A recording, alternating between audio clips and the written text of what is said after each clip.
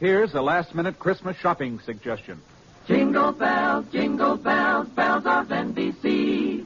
Oh, what joy to cook and bake while listening merrily. Pots and pans, sink and stove, work goes easily. Kitchens ring with happy chimes when tuned to NBC. What will you hear in your kitchen after Christmas? Bacon sizzling, coffee perking, dishes clinking, and, if you're lucky, a new sound. NBC radio listening on that new set. The perfect gift to lighten Mother's long hours in the kitchen. Kitchens ring with happy chimes when tuned to NBC.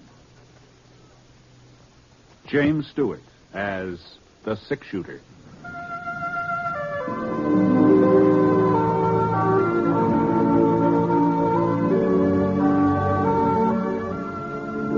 The man in the saddle is angular and long-legged. His skin is sun-dyed brown. The gun in his holster is gray steel and rainbow mother of pearl, its handle unmarked. People call them both the six-shooter. The NBC Radio Network presents James Stewart as the six-shooter, a transcribed series of radio dramas based on the life of Britt Ponsett, the Texas plainsman who wandered through the Western Territories, leaving behind a trail of still-remembered legends.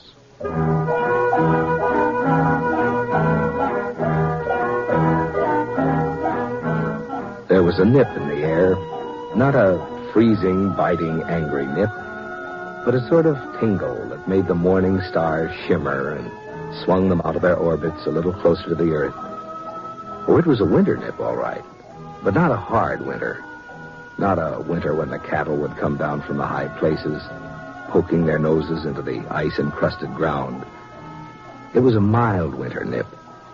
Mild enough so that the breath of the boy on the Pinto turned only a faint gray as he rode toward the campfire where the man was sitting. Howdy. Hello, mister. I see your fire. I thought maybe you wouldn't mind if I gave my pony a chance to warm up. Sure. Make yourself home. Easy, Black, easy. You heading for Thompson's Corners, mister? That's right. I just came from there. Oh, well, you must have been riding all night. Oh, just about. You see, I'm running away from home. Oh, that's so. Seems kind of a funny thing you'd pick this time of year to run away. So close to Christmas, I mean. I hate Christmas. Oh? It's just for kids, anyhow. Well... I heard Aunt Louie say so. Christmas is for children, that's what she said. Johnny's old enough to do with all that fuss and nonsense. I heard her tell Mr. Franklin that. Oh, you don't live with your folks, huh, Johnny? No, sir. They died about 8 months ago. Oh, I see. Christmas was all right when I was with them. Of course, I was a lot younger then. Oh, yes. It just beats me the way folks take Christmas so serious. Well, I don't know. As if getting presents made any difference. As if I really cared about that knife. Well, is that what you wanted, a pocket knife? I don't want a knife. I don't want anything. I just wish there wasn't any Christmas, that's all. Mm-hmm. Well, I guess you aren't the first person to feel that way. You know, it seems to me I remember reading a story once about a fellow who felt the same way about Christmas you do. Just didn't have any use for it. What happened to him? Well, I doubt if I can call it to mind after all this time, but as I recollect... Now, mind you, this may not be word for word, but as I recollect, the man that it was about, the one that hated Christmas, that is, well, he was a real skinflint, he was. He just as stingy as they come. His name was, let me see, Eben, something like that. Eben? Eben, yeah, I'm pretty sure that was it. Well, being so tight-fisted, this fellow Eben, he got to be the richest man in the whole territory. He owned a ranch? Oh, sure. Had 4 of them. 4 ranches and store buildings and farms and maybe a bank or 2. He was rich. I bet he had a mighty fine ranch house. No, he didn't have a ranch house.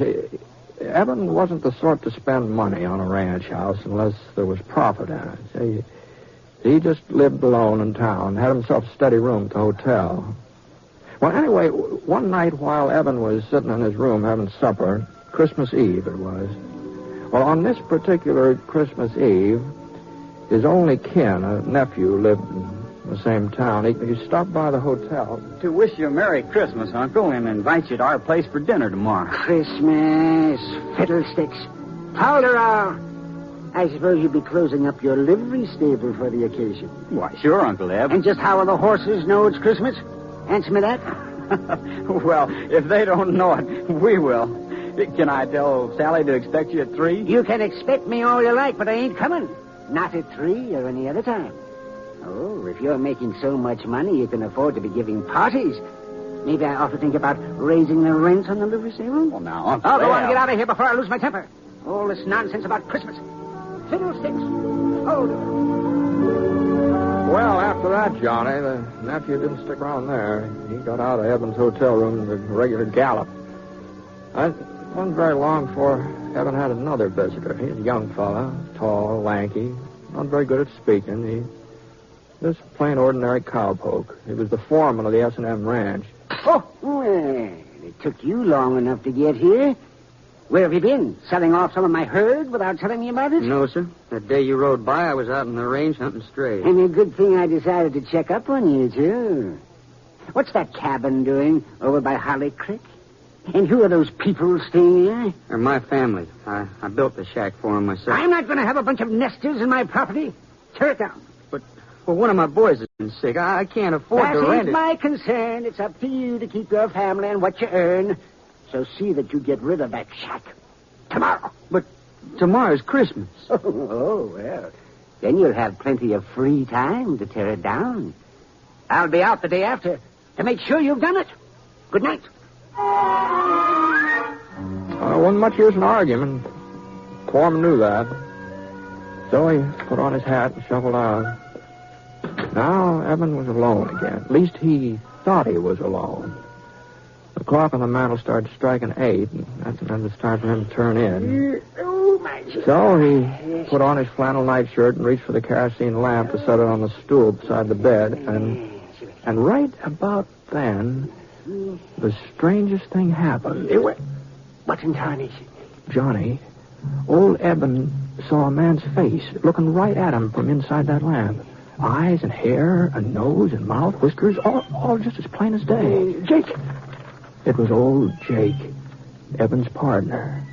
There wasn't any mistake about it at all. It was Jake right to a T. Well, Eben sure didn't like the idea of having Jake right in the same room with him. You see, Jake had been dead for over 7 years.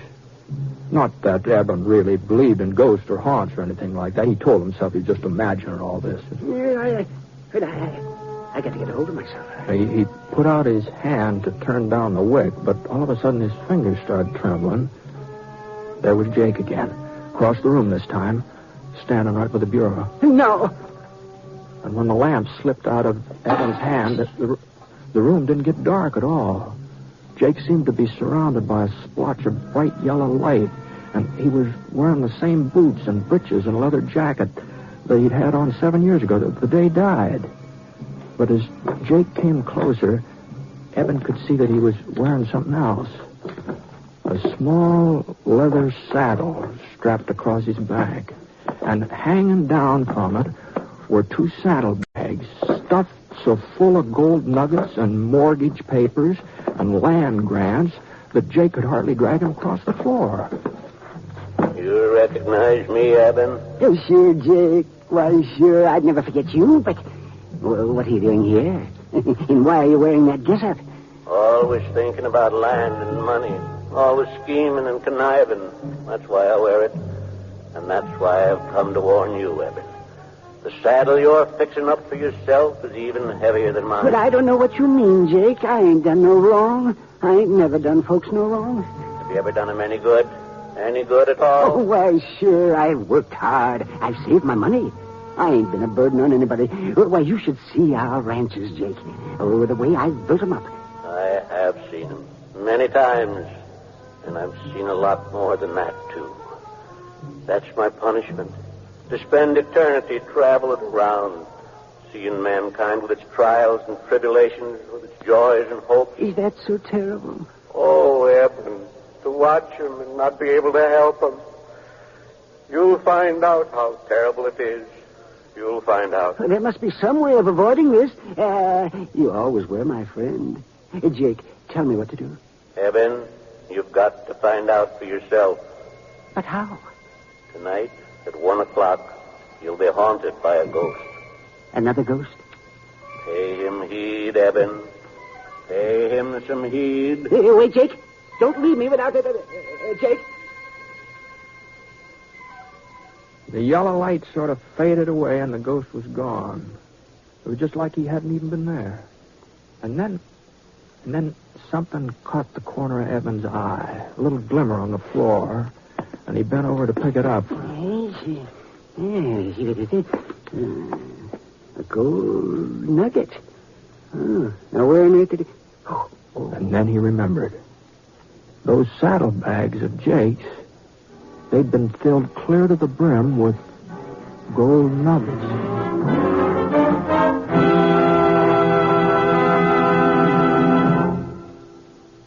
We're interrupting our story for only a moment, and only to tell you, our unseen audience, that you have helped more than you may realize to make this a very Merry Christmas for all of us on this program. Your being with us each week, your many kind letters, have told us that all the work that goes into bringing you the six-shooter has not been in vain, and we're grateful. So, friends, from all of us, Jimmy Stewart and the cast, our writer, our director, engineers, and sound technicians, our best wishes for a happy holiday season. Oh, yes, and before I forget it, beginning December 31st, the six-shooter will be on the air on Thursdays instead of Sundays. That's beginning Thursday the 31st. The time of broadcast will be listed in your local newspaper. Thank you. Now, Act 2 of The Six-Shooter, starring James Stewart as Britt Ponsett.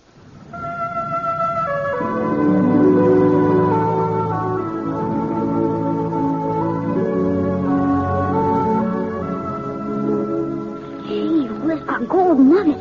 Then Jake's ghost really had been there, huh, mister? Yeah, there just wasn't any doubt about it, Johnny. Oh, what happened then? Did the other spook turn up?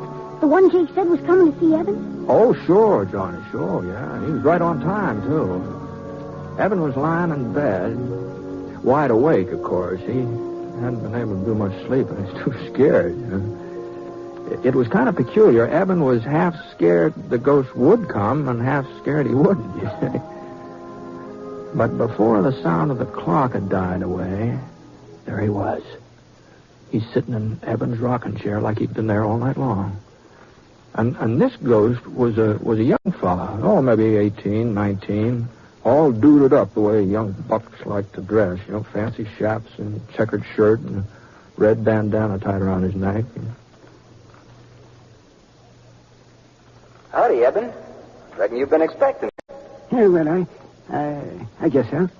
You ready to take a little trip? Where to? Back. Way back through the years. Oh, but how can I go with you? It's real easy.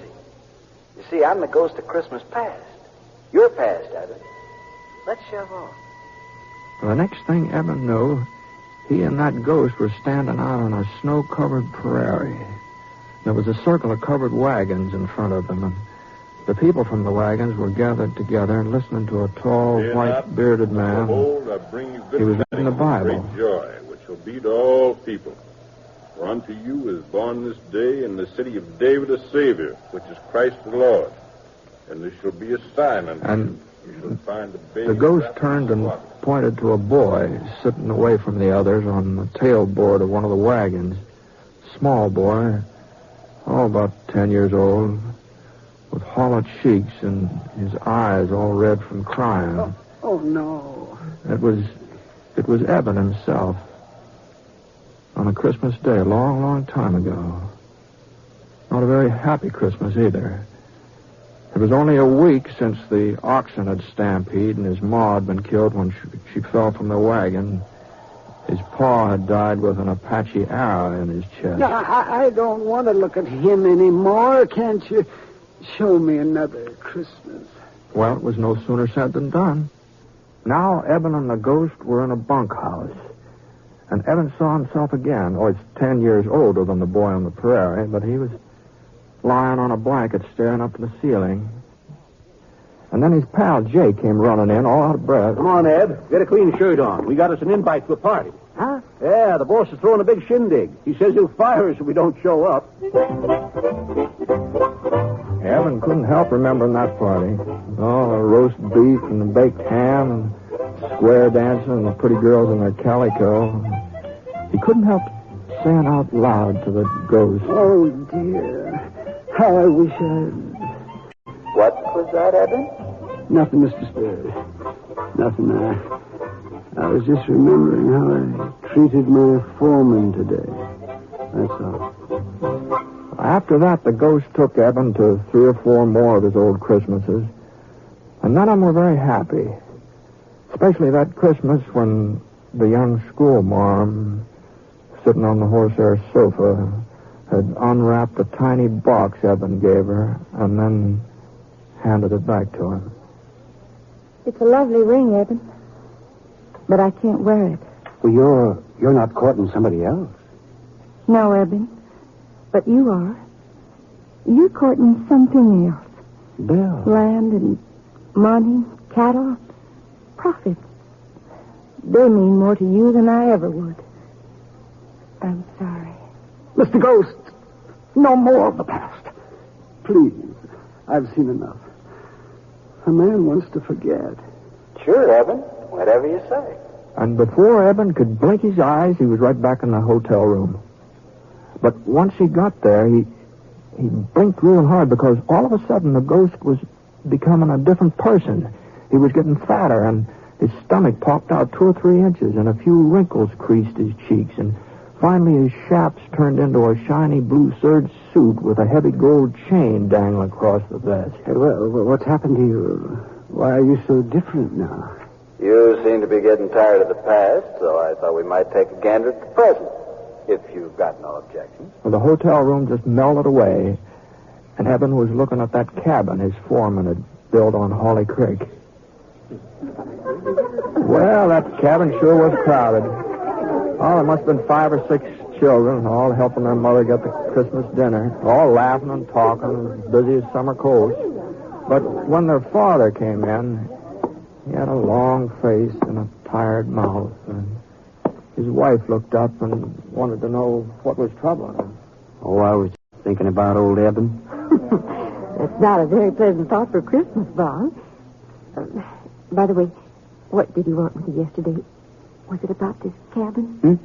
Oh, no, of course not. Well, let's get on with dinner. Sit down, everybody. Now, where's my Jim, huh? Well, I guess we're just going to have to eat. And Bob looked all around the room. He was pretending he didn't see the little fellow in the corner. The boy with an iron brace on his leg and a wooden crutch propped up against the wall. But little Tim, he wasn't going to be ignored. So Bob picked him up and carried him over to the table. God bless this food, this house, and us and our friends. Even old Eben. Amen. The family found that part about Eben a little hard to swallow, but they finally managed, and Tim was the last one to chime in. God bless us, everyone. Eben didn't want to watch what was going on in that cabin any longer, but the next place the ghost showed him wasn't much easier on him. There was a big party going on at his nephew's house back in the livery stable.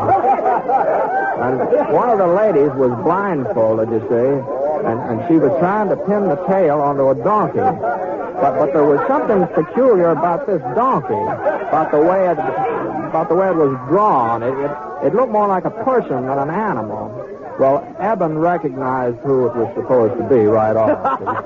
You see, folks, I invited Uncle Eben to be with us, but he turned me down flat. So I figured we'd have him here in the spirit, if not in the flesh.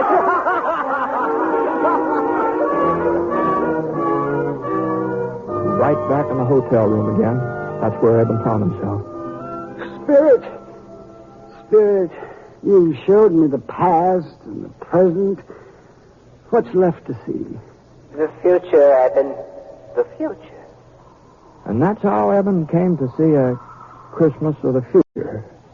A cold, brittle Christmas. And there were 2 men standing on a street corner, their coat collars turned up so to keep out the snow. Oh, he's dead, all right. This is the door here. Sure is a Christmas present I never expected. At least whoever handles his property won't be as hard to deal with as he was. Wonder if they'll bother giving him a funeral. And in a frame house over on the side street in the edge of town, a woman was speaking to her husband. Funny. To me, he's been dead for years.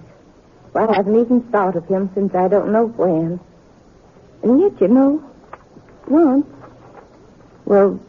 I was real fond of him. Funny, isn't it? Ghost. Who are they talking about? Those men on the street. That woman I used to know. Who is it that's dead? Tell me. And the ghost slowly turned and stretched out a long, thin, bony finger. And there, right at the end of that finger, was a tombstone, all covered with weeds. Eben could barely make out the name that was carved on it. Ebenezer Scrooge. No. What's this? Where am I? You know what? He was right in his own bed, in his own nightshirt, and the sun was streaming through the frosted windows. But Eben didn't stay there very long, not for very long. He got into his boots and trousers as fast as he could, and he dashed down the stairs, out into the street.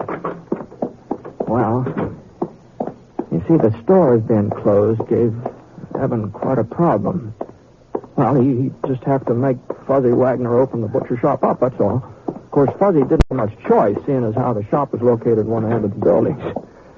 And when Eben told him what he wanted, a turkey and a ham, well... No. I'd better make it 2 hams and send them out to the cabin on the S&M ranch. And they're not to know that I ordered them. You understand, Fuzzy? Here's the money and a little extra for your trouble. Well, before Fuzzy could get his jaw shut up again, Eben was on his way, and he headed right straight out to his nephew's house.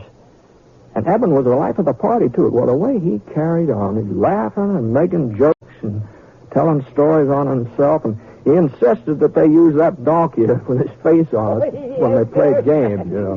Yes, because that's what I've been all these years.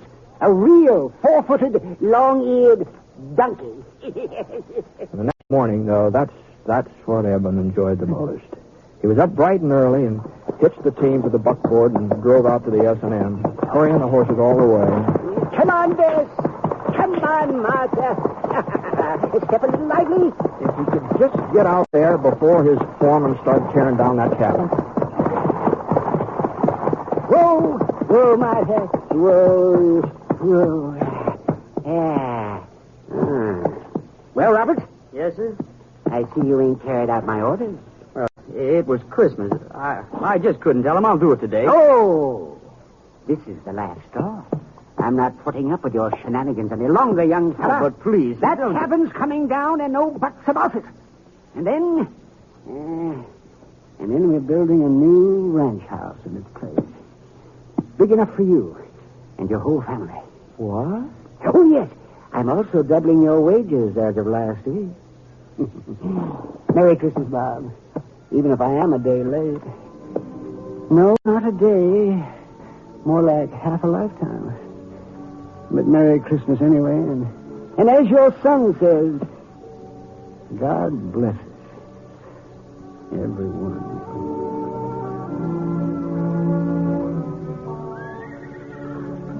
Well, that's the way things worked out, Johnny, more or less. Well, that's a fine story, Mr. Real fine. I reckon I know why you told it to me. How's that? So that I'd understand about Christmas and how important it is to do for other people instead of just thinking about yourself. Well, no. I didn't have that in mind especially. The story just happened to come into my head, that's all. Well, maybe if I had to give Aunt Millie something, a present maybe. Oh, shucks, what could I give her? I don't have no money. Well, of course, there are lots of things that don't cost a penny, not a single red cent, you know. Hmm? Well, now, let's see. Take that little spruce over there. It'd be real easy to cut that down and with a little fixing and maybe a few doodads from around the house. Well, I'll bet you could make a Jim Dandy Christmas tree over there. I suppose so, but what good's a tree without something to put under it? Oh, yeah, I see what you mean. Johnny, You don't happen to know Jim Bender, do you? In Thompson's Corner and his 3 daughters? He's only got 2, mister. Sarah and Emily. Oh, that's so. That's so. I was spending Christmas with them. It looks like I'm carrying an extra present. It's a real pretty little red bonnet with feathers on it. I couldn't take it, mister. Oh, no. I wasn't thinking of giving it to you, Johnny.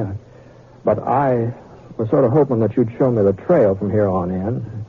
Of course, it would mean you're turning around going back home, but if I was to cause you changing your plans, I'd feel obligated to pay you back some way, you know. Well, it would be only fair.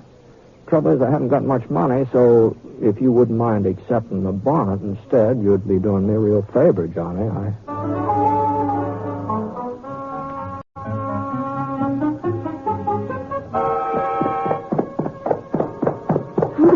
There's Aunt Millie out in the yard. Oh, she looks mad in a wet hen. Well, there is a resemblance. I'll have to admit that. Where in tarnation have you been, John Cartville? I've been looking high and low for you since dawn. Well, I just went for a little ride, Aunt Millie, to get us a Christmas tree, see? Christmas tree? Fiddlesticks. This gentleman helped me cut it down. I'll just take it inside. Be right back, mister. If we had any use for a Christmas tree.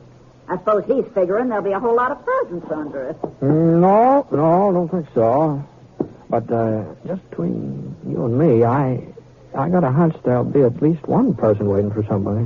What are you talking about? Oh, no. It wouldn't be fair for me to speak out before Christmas. You know that.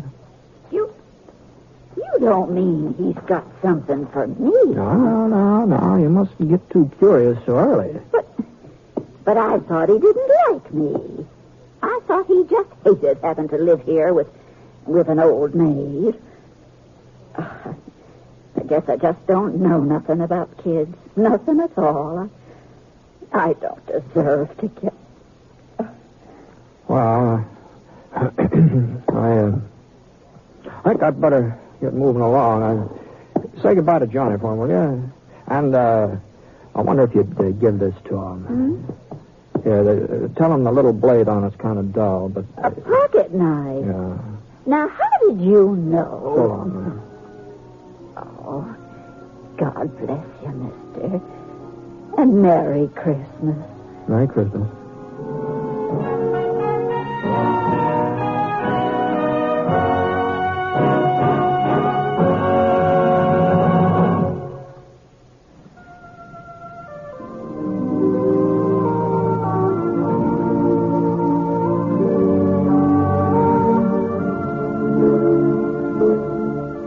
Please remember now, beginning December 31st, the six-shooter will be on Thursdays instead of Sundays. We hope you'll join us in our new time. The Six-Shooter is an NBC Radio Network production in association with Review Productions. The transcribed story was written by Frank Burt in collaboration with Charles Dickens. Mr. Stewart may soon be seen in the Universal International picture The Glenn Miller Story. Howard McNear played Scrooge, and special music was by Basil Adlam. The entire production is under the direction of Jack Johnstone. All characters and incidents are fictitious, and any resemblance to actual characters or incidents is purely coincidental. And now, until Thursday the 31st, this is Hal Gibney speaking. Merry Christmas.